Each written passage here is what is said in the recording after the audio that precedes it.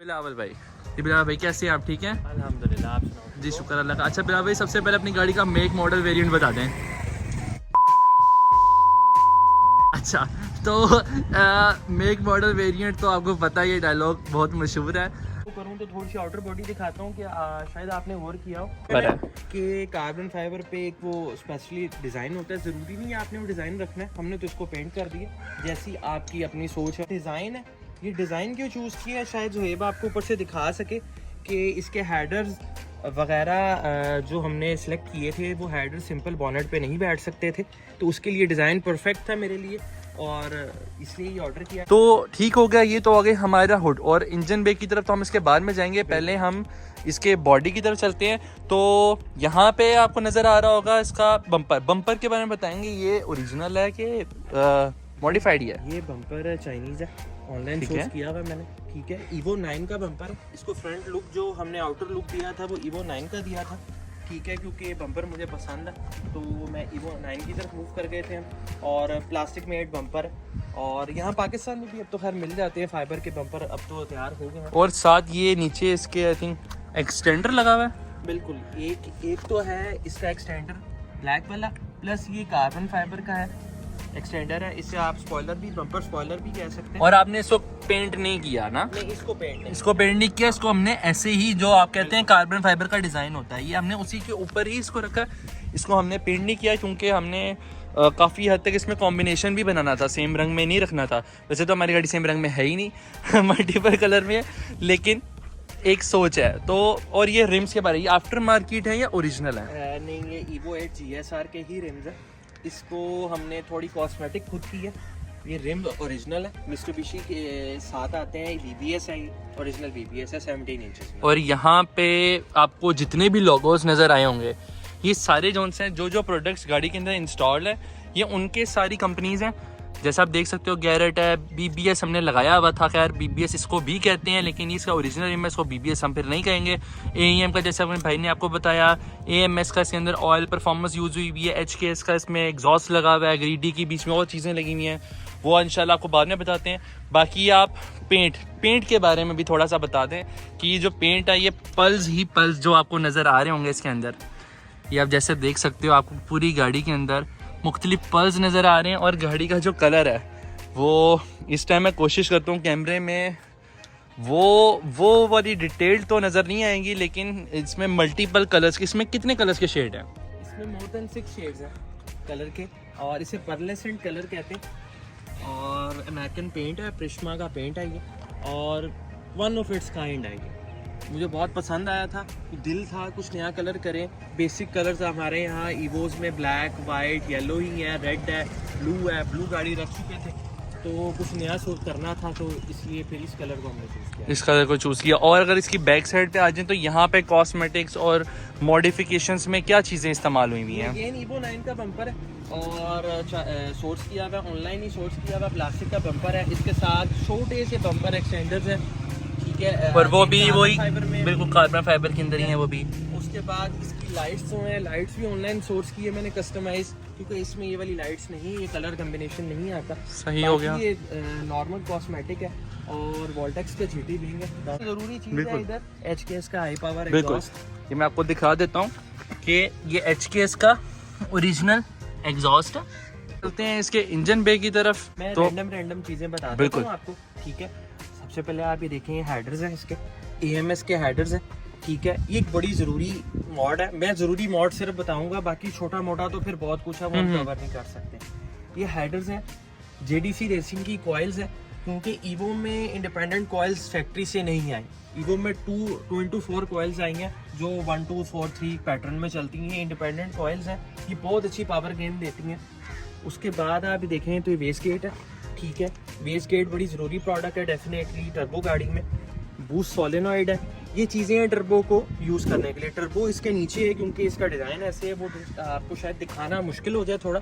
ये गैरेट लगा हुआ है, इसके साथ ये इंटेक आ गया K&N का, ठीक है। उसके बाद ये ब्लो ऑफ वाल्व है, ये लोग तो समझते हैं शायद वो सिटियों के लिए होता है, लेकिन एक हेल्दी प्रोडक्ट है। उसके बाद आपको ये दिखाऊँ, ये फ्यूल लैब का AFR लगा हुआ है, ठीक है, एयर फ्यूल रेशो, इसने बतानी है और इसमें हम फ्यूल को कंट्रोल करते हैं, जो एग्जिट फ्यूल को कंट्रोल करते हैं। इसके बिल्कुल ऊपर PQY परफॉर्मेंस का फ्यूल फिल्टर लगा हुआ है 10 माइक्रोन्स का। ये एक बड़ी ज़रूरी प्रोडक्ट है क्योंकि यहाँ पे पाकिस्तान में फ्यूलिंग सिस्टम अच्छा नहीं है हमारा हाइव टेन भी गंदा है। तो फ्यूलिंग लाइंस के लिए क्या करेंगे, तो आपने सब बता दिया है। मैंने इसको top of the line upgrade कर दी है। अगर आप दिखा सको तो ये फ्यूल लाइंस है हमारी, ये इन आउट की दोनों फ्यूल लाइंस मैंने चेंज की हैं क्योंकि फ्यूल का फ्लो गाड़ी लीन होती है।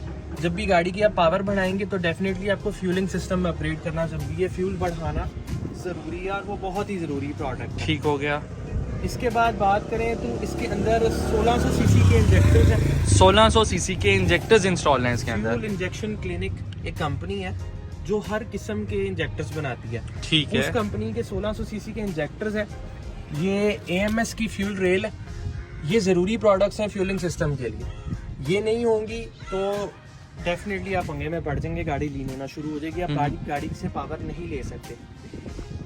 ETS का इंटरकूलर है गाड़ी में, डेफिनेटली सिस्टम को ठंडा रखना है। हमारा मुल्क का टेम्परेचर इतना ठंडा तो नहीं है, डेफिनेटली यहाँ 10 माह गर्मी पड़ती है। डिज़ाइन की तरफ ही आने लगा था।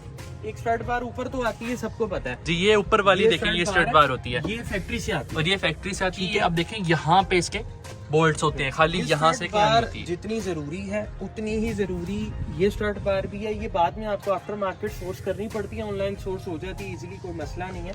ये जरूरी है क्योंकि ये गाड़ी ऑल व्हील ड्राइव है और पावरफुल गाड़ी है। जब आप मोर देन 500 HP पुश कर रहे होते हैं तो ये चीज़ें उसके लिए बहुत ज़रूरी हैं गाड़ी को ठीक रखने के लिए। ECU उसका अंदर आ गया, AEM इन्फिनिटी है, 70 सीरीज है। ठीक है, बेसिक तो वही है, जारी बात है। ब्रेन तो वही है, ये तो हार्ट है, वो ब्रेन है। ब्रेन इसको कंट्रोल करता हूँ। इसके अंदर एक लैम्बडा सेंसर होता है। इसके एग्जॉस्ट पाइप में बिल्कुल हेडर से नीचे जहाँ से एग्जॉस्ट स्ट्रेट पाइप स्टार्ट होता है, इसमें 3 इंचेस का स्टेनलेस स्टील का स्ट्रेट पाइप हुआ है, वो उसके बिल्कुल स्टार्ट में लगा हुआ है। अगर वो लैम्बडा सेंसर ही वर्किंग नहीं ना कर रहा तो ये गाड़ी सेफ मोड से हट ही नहीं सकती। तो एक छोटी सी चीज बता, अच्छा कुछ एड अप से हमारे बहुत बड़ा पंगा है भाई, ये सिलेंसर नहीं है, खुदा का नाम मान लो, ये सिलेंसर नहीं है भाई। ये जो आपको है, ये वेस्ट गेट मुझे ये कहते हैं यहाँ के हाथ दे रहा होता है कि धुआं निकल रहा है कि नहीं निकल रहा। भाई ये सिलेंसर नहीं है, बिल्कुल भी नहीं है। ये आप देख रहे होगे, ये वेस्ट गेट है, ये वेस्ट गेट के साथ अटैच होके ऊपर आ रहा है। ये एक्स्ट्रा जो बूस्ट है उसको रिलीज करने के लिए, ये ऊपर की तरफ इसलिए है भाई, शो मारने के लिए नहीं होता। ये ऊपर की तरफ इसलिए है कि जो बूस्ट निकलता है वो फ्लेम की सूरत में निकल रहा होता है, वो नीचे निकालेंगे तो डेंजरस हो सकता है। बिल्कुल नीचे आप खुद समझ जाओगे कि चीज डेंजरस है। कोई खुदा ना खास्ता नीचे कोई फ्यूल लाइन लीक हो जाए, कोई मसला हो जाए, मामला हो जाए, तो उसमें ये बहुत डेंजरस हो सकता है। ये इसलिए ऊपर की तरफ मैंने ये वाला इसलिए लगाया कि ये सेफ है। ये था इसका इंजन बे, इसका हार्ट। इसके इंटीरियर की तरफ और देखते हैं इंटीरियर के अंदर क्या क्या मोड्स और क्या क्या चीज़ें इंस्टॉल्ड हैं। तो बिलाल भाई बताएं जरा क्या क्या इसके अंदर इंस्टॉल्ड है। डोर से डेफिनेटली स्टार्ट करते हैं। ऑल ऑटो स्विचेस आते हैं इसमें, ठीक है। और विंडो स्विचेस हैं, विंडो लॉक है, ठीक है, पावर लॉक आती है गाड़ी। ये इसके ड्राइविंग मोड्स हैं, या इसमें 3 ड्राइविंग मोड्स मिलते हैं, वो आपको मीटर में नजर आ जाएंगे, टरमैक, ग्रेवल और स्नो। उसके बाद ये साइड मिरर्स को एडजस्ट करने के लिए बटन्स हैं, ये मैंने खुद लगवाया हुआ है। इसकी लाइट्स वगैरह को कंट्रोल करने के लिए ठीक हो गया। ये क्लस्टर आफ्टर मार्केट है। अच्छा जी, आफ्टर मार्केट क्लस्टर है, आफ्टर मार्केट है, और ये बहुत रेयर क्लस्टर है, बड़ी मुश्किल से सोर्स किया गया। और ये है भी माइल्स में डेफिनेटली इसमें किलोमीटर रीडिंग्स हैं, रेड में शायद नजर ना आ रही हूँ। माइल्स का मीटर है और कार्बन फाइबर स्किन में है। बिल्कुल। इसमें मोमो का स्टीयरिंग है, ओरिजिनल Evo 8 का GSR का स्टीयरिंग है। रिकारो की बकेट सीट्स है। अच्छा, रिकारो की सीट्स हैं और ये adjustable, I think adjustable Recaro की बकेट सीट्स इसके अंदर मौजूद है। उसके बाद इसमें आपको गेजेस मिल जाती हैं। इसमें जो पहली गेज है बिल्कुल राइट पे, ये बूस्ट की गेज है। इसमें बार की सेटिंग है, बूस्ट में बार PSI जो होते हैं वो है। उसके बाद जो उसके साथ वाली है वो एयर फ्यूल रेशो की गेज। ये सबसे इम्पोर्टेंट आइटम, इसके बारे में बिलावल भाई थोड़ा सा हमें बताएं कि ये किस चीज़ का स्विच है। ये स्विचेस हैं जी, ये इसमें मेरी गाड़ी की 6 सेटिंग्स हैं, जिससे हम मैप सेटिंग्स कहते हैं। परफॉर्मेंस मैप जो होता है, इसका मैप की सेटिंग्स है। ठीक है। सेटिंग 1.2 बार है और जो लास्ट सेटिंग है वो 2 बार तक जाती है। 2 बार तक है। तो ये कितने PSI के पास? 30 PSI अप्रॉक्स। ये बाकी मैं यहाँ पे स्टीयरिंग को चेक कर रहा हूँ, तो यहाँ पे एक रेड कलर को बटन नजर आ रहा होगा। ये बटन किस चीज के लिए है? ये बटन बिल्कुल भी नॉस का नहीं है, मैं आपको साफ बता देता हूँ। विंड डीजल को देख के कहीं आप ये दबा के ये नॉस का उड़ने की कोशिश नहीं है। ये बटन है रोलिंग लैग्स का। ठीक एक है। एंटी लैग होता है जिसे हम पटाखे अपनी वो जुबान में कहते हैं। पटाखे वैसे तो शो के लिए मारे जाते हैं, लेकिन वो पटाखे बूस्ट बना रहे होते हैं। बेसिकली गाड़ी की पावर, टर्बो की पावर को हम इकट्ठा करते हैं। तो ये रोलिंग लैग से चलती रेस पे यानी रोल रेस करते हुए ये बहुत काम आता है। बूस्ट बना के हम गाड़ी को डेफिनेटली, गाड़ी को जब बूस्ट बना के आपने ये बटन दबाना है तो फेस गेट और पीछे से क्या थोड़ा सा बताएंगे? बूस्ट गाड़ी बनाएगी और रेस को कट कर देगी। रेस वहाँ पे स्टेबल हो जाती है गाड़ी की, गाड़ी वहाँ पे रुक जाएगी लेकिन बूस्ट बनाती रहेगी। आपने बूस्ट बार में चेक करते रहना, जब आपकी बार आपके मुताबिक 1.5 बार या 2 बार जहाँ तक आपने बूस्ट बनाने में बना के जस्ट आप बटन को छोड़ें, एक्सीलरेटर आपने फुल प्रेस करना है तो गाड़ी आपकी मैक्सिमम बूस्ट के साथ वहाँ से परफॉर्म करेगी। को स्टार्टअप दिखाते हैं और गेजेस और हर चीज़ जो सी है वो भी दिखाते हैं। तो बिलाल भाई से ज़रा स्टार्ट करें।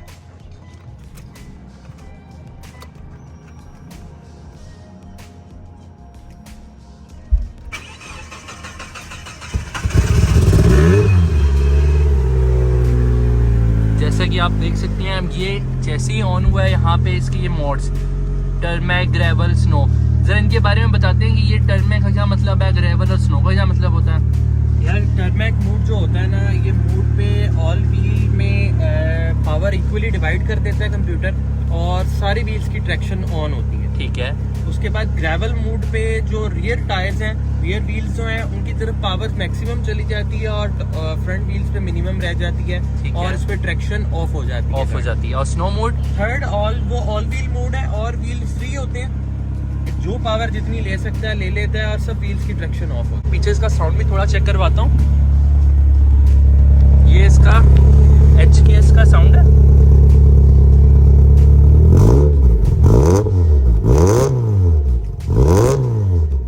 और मैं कोशिश करूंगा इसकी कोई रोलिंग की वीडियो, इसका 0 to 100 या ऐसा कोई भी जो भी मैं ऐड कर सकता हूँ।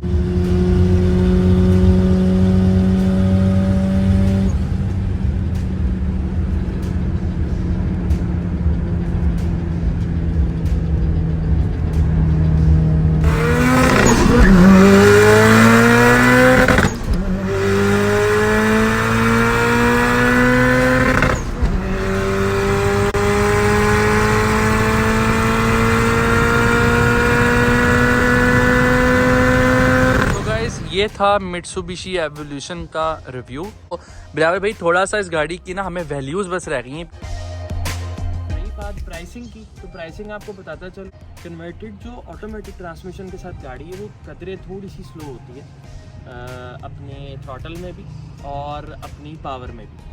तो वो गाड़ी जो है वो हमें 35, 34, 38, 40 तक 3 से 4 मिलियन के अंदर वो राउंड करती है गाड़ी। तो आपने ऑटोमेटिक गाड़ी की प्राइसिंग के बारे में बताया, अब मुझे बताएं कि मैनुअल गाड़ी, एक कन्वर्टेड गाड़ी है, बॉर्न स्टॉक गाड़ी, Evo 7 की बात करूंगा। ये एक बहुत बड़ी बात है, यानी Evo 7 से हम स्टार्ट करते हैं। पहले मैं आपको सिंपल बात बताता हूँ, चाहे ऑटो हो चाहे मैनुअल हो, 7 की, 8 की और 9 की जापान की प्राइस में बहुत ज़्यादा डिफर है।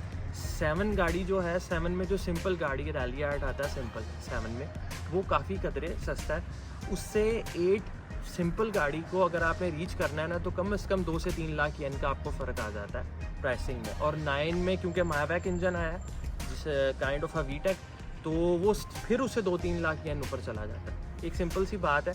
तो एक स्टॉक 7 कन्वर्टेड की बात अगर करूँ तो 4 मिलियन के अराउंड वो मिल जाती है। स्टिल 4 मिलियन से स्टार्ट हो जाती है गाड़ी, डिपेंड करता है गाड़ी कैसी है, कितनी चली आई थी। मिनिमम 4 मिलियन से स्टार्ट होती है जो मैनुअल है, स्टॉक गाड़ी 7 की बात हो रही है। ठीक है। 8 डेफिनेटली 4-5 लाख ऊपर चली जाती है, 9 को 4-5 लाख ऊपर चली जाती है। स्टिल बात Stock. वही करूँगा, depends on condition of car. अगर 1 साल पहले हम करते हैं ना, तो स्टेज 2 जो गाड़ी, लाइक स्टेज 2 सर आपको समझ नहीं आएगा, 400 प्लस या 400 के आसपास के HPs निकालने वाली Evo उस टाइम भी 60 लाख की कॉस्ट करती थी। आज से साल पहले की बात कर रहा हूँ। अभी कुछ समझ नहीं आ रहा, अभी हर चीज़ डबल हो चुकी है, अभी कुछ पल्ले नहीं पड़ रहा। उसके बाद आप बात करें 500 प्लस HPs की, तो वो गाड़ी उस टाइम भी 7 मिलियन के अराउंड कॉस्ट कर जाती थी आज से 1 साल पहले। और बिल्ड सेटअप की बात करें तो भाई वो तो 10 मिलियन का सीन है, बशर्ते कि एक राइट कम्बिनेशन हो, वो पावर सपोर्ट कर रही हो, अब्यूज़ ना हुई हो गाड़ी, और अपनी कंडीशन में हो। बिल्ड सेटअप वो नहीं जिसका बेड़ा गर्क करने के बाद कहें कि हम बिल्ड सेटअप बेच रहे हैं, हमारी गाड़ी बहुत महंगी। बिल्ड सेटअप का मतलब है वो बिल्ड सेटअप जो 100% पोटेंशियल में हो। ऑन ग्राउंड कंडीशन क्या है, आज कंडीशन क्या है, पहले क्या थी, कल क्या होगी, ये बात नहीं है। बिल्कुल, जो बात है गाड़ी जब आज का कन्वर्ट हुई condition। थी लोग तब की तस्वीरें अभी पोस्ट on करते हैं, ground तब गाड़ी को बताते हैं। देखें और गाड़ी को बिल्कुल। evaluate करें, सिंपल बात। आपके सामने गाड़ी खड़ी है, अभी मेरी गाड़ी आपके सामने खड़ी हुई है। मैं आपको बोलूं जी, मैंने 1 साल पहले जो बनाई थी उसकी तस्वीरें आपको दिखा देता हूं। भाई 1 साल पहले जब बनाई थी तो मैंने 1 साल यूज़ भी तो की है। मैं आपसे आज की बात करूंगा, ये अभी की बात करूंगा, मैं 1 साल पहले की बात नहीं करूंगा। सो गाइज, यहाँ पे करते हैं अपने रिव्यू का इख्तिताम, और नेक्स्ट रिव्यू भी इंशाल्लाह जल्द आएगा। मैं वो नहीं कहूँगा कि आ जाएगा और मैं महीनों लगा दूंगा। जैसा कि आपको पता है कि हमारी RX-8 भी ऑलमोस्ट क्लियर है, तो इंशाल्लाह जो उनसे है उसका रिव्यू भी मैं जल्द अज जल्द आपके सामने लेके आऊँगा। बाकी आपको रिव्यू कैसा लगा, क्या चीज़ इसमें मुझे इम्प्रूव करनी चाहिए, आपको बताने में कोशिश मैंने ये की थी आपको हर चीज़ बता सकूं, और जो जो मेरे जहन में आया, बिलावल भाई के जहन में, हमने आपसे शेयर किया है। तो इंशाल्लाह मिलता हूँ आपसे अगली वीडियो में, अगले रिव्यू में, और व्लॉग्स भी हमारे आते रहेंगे। लाइक करना, शेयर करना, सब्सक्राइब करना और बेल आइकन को भी प्रेस कर देना। क्यों? जब भी हम कोई वीडियो अपलोड करेंगे आपको नोटिफिकेशन आएगा। तो इंशाल्लाह मिलता हूँ मैं आपसे अगले वीडियो में, अगले व्लॉग में, अगले रिव्यू में। तब तक के लिए अल्लाह हाफ़िज़।